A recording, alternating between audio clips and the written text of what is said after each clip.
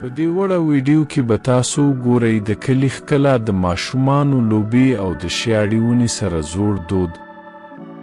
دا یوه خوندور او سوله ییزه منظره ده.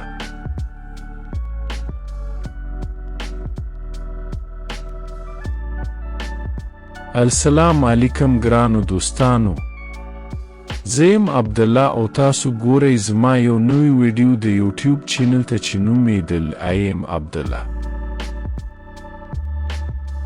نن ورځ موږ تاسو ته ښیو د ښکلي لویر دیر اسبانر علاقې فطرتي ښکلاوې. دا زموږ د غرونو سیمه ده چیرته چې خلک لا هم په سادګۍ مینه او ورورولۍ ژوند کوي.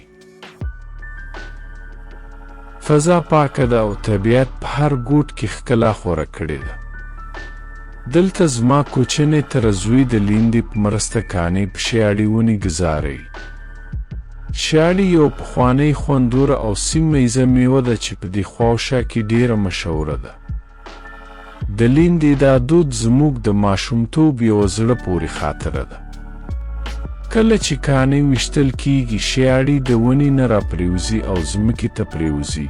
دا یوه جالبه او دودیزه لوبه ده چې ماشومان ورته ډیر شوق لري. شیاړې په ظاهري بڼه خوباني ته ورته ده خو توپیر یو په تخم کې ده. د خوباني تخم خوږ وي خو د شیاړې تخم تریو وي.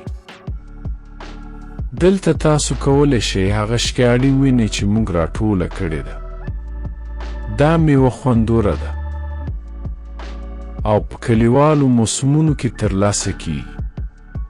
که دا ویډیو مو خوښه شوه نو مهرباني وکړئ لایک وکړئ، چینل سبسکرایب کړئ او خپل نظر راسره شریک کړئ.